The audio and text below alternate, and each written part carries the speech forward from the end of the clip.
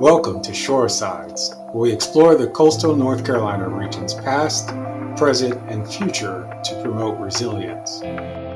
We hear from our guests who share their insights into the challenges faced by the region and seek potential solutions to help coastal North Carolina thrive. Today we have with us Claudia Rivera Cotto. She's a journalist for Enlace Latino NC. She's here to talk about her article, International Teachers Fill Void Amid Rise in North Carolina Teacher Turnover. What's been happening with the teacher shortage in North Carolina public schools? So, public school teachers in North Carolina have left the profession in increasing numbers last school year. According to the State of the Teaching Profession of 2022 and 2023, there has been an increase of 47% over the previous school year in the state. So there has been specifically a increased teacher turnover in North Carolina. Okay, so what's one way the problem is potentially being resolved?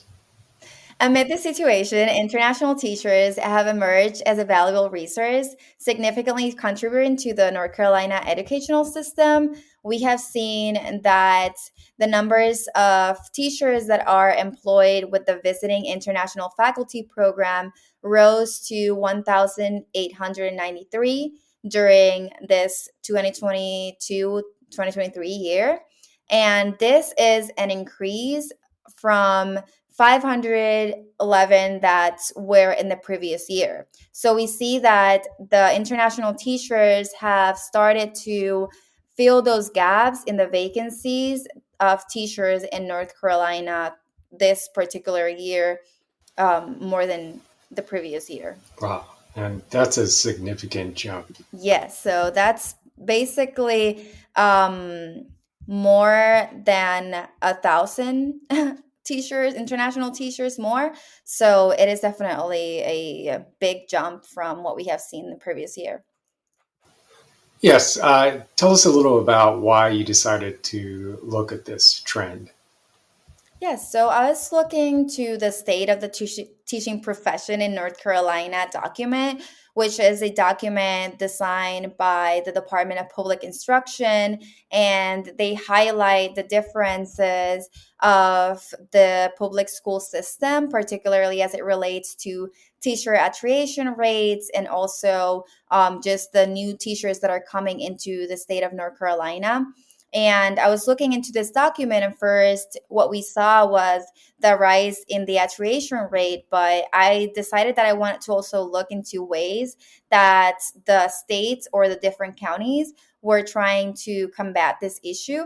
And that's where I saw that international teachers also had a rise in the amounts that were coming into the states. So I started asking, how does this relate to the situation in the educational landscape? And definitely what I heard was that their international teachers are coming here in North Carolina more because of those vacancies and those difficulties to maintain the teachers that are in the states at the moment. Great. And then can you describe a little about the backgrounds of some of these international teachers who are coming into and helping our North Carolina classrooms? Teachers come from a variety of backgrounds. As I was mentioning, a lot of them come from Jamaica, Colombia, and the Philippines. However, there are a variety of uh, countries that they come from. And I did interview two teachers, Yolanda Gomez and Freddy Romero, which come from Mexico and Colombia. And they were mentioning that, the experiences that they bring into the table are not necessarily only to fill those gaps, but also to contribute to the cultural exchange in classrooms and being able to talk with students that also are international in most cases. They are able to create more in-depth communication with the students, because we do have international students here in North Carolina that sometimes English is their second language, and having this teachers being able to communicate in their first language is also something that has brought a lot of help in the classrooms. Some of them were mentioning, particularly Freddy Romero was mentioning, that in some instances they're able to talk with the parents and know a little bit about what are the backgrounds of these students, if they have missed some classes before, if they have skipped even some of the grades that they're supposed to have had in their country of residency where they come from.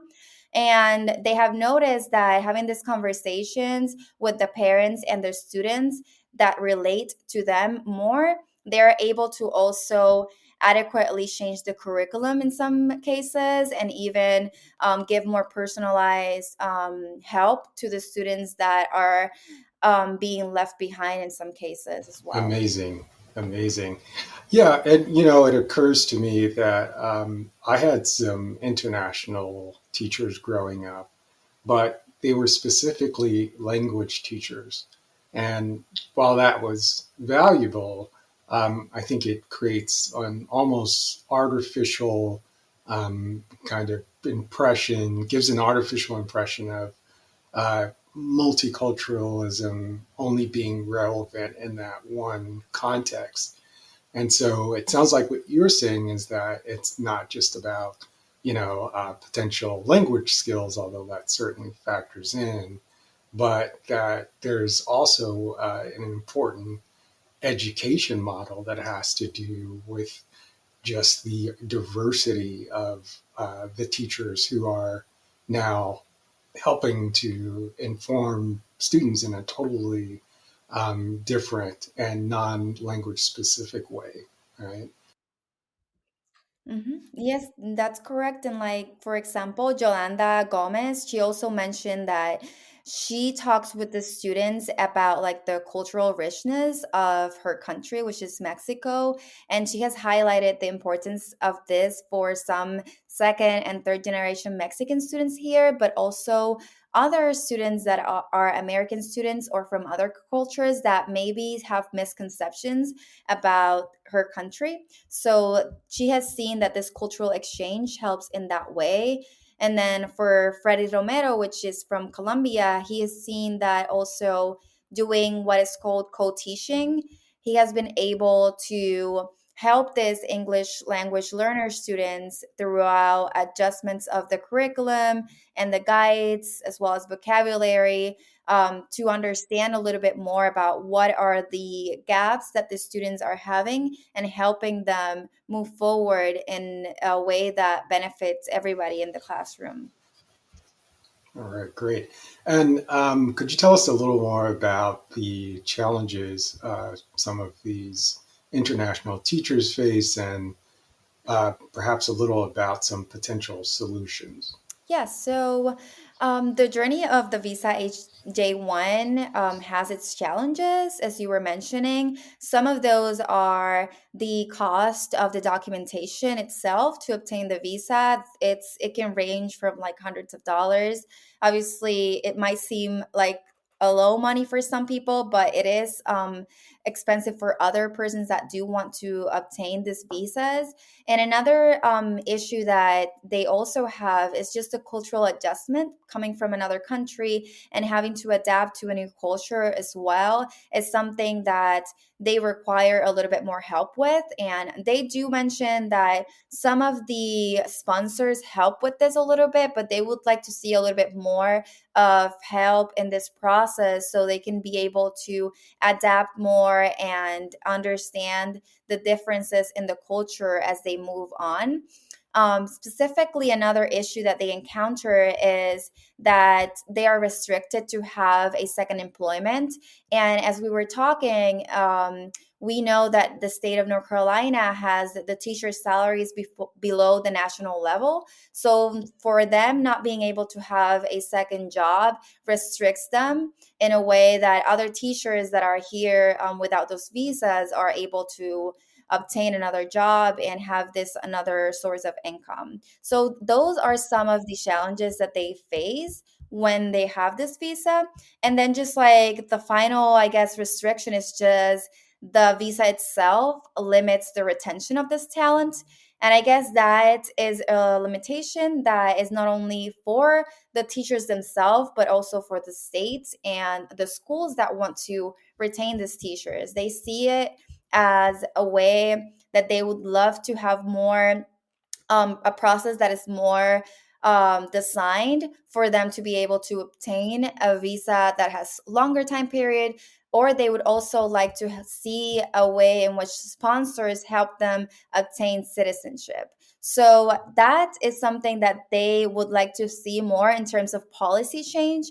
That is something that policymakers would need to also engage in that solution, because unfortunately the specific visa, since it's designed for the cultural exchange and not work per se, it complicates that process of permanency residency in the United States. So it would have to be something that also policymakers would need to take into consideration as well.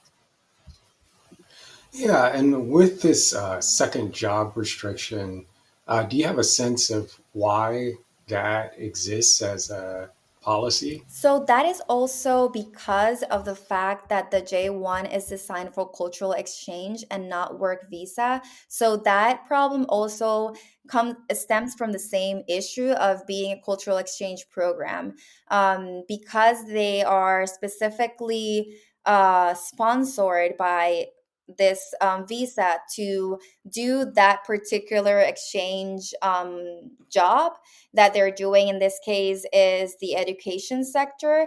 They cannot work in anything else that is not what they came here for, basically. So they are only allowed to do that specific job and nothing else.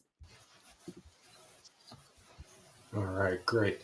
And as we wrap up, what can we expect from this trend What going we have forward? seen is that there are more counties that are starting to want international teachers, and the trend shows that it'll continue to rise. So, for instance, one of the things I highlighted in the article is that, for example, Guilford County, which is the third largest school district in North Carolina, hired 42 international teachers last year. And this is the largest group of this kind in the district's history. So we have seen that it continues to be a trend in which these counties are starting to get more international teachers, and counties that probably before didn't have any international teachers are starting to see this as an option to fill those vacancies in the educational landscape. All right, great. Well, this concludes our show. I want to thank you, Claudia, for joining us. Thank you for having me. So, we hope you gained a deeper understanding of the challenges and triumphs experienced by the vibrant communities of coastal North Carolina. Remember that the stories we explore here shape the path ahead. Thanks for listening. Learn more about Shoresides at www.shoresides.org. I'm Rend Smith. Thanks for listening.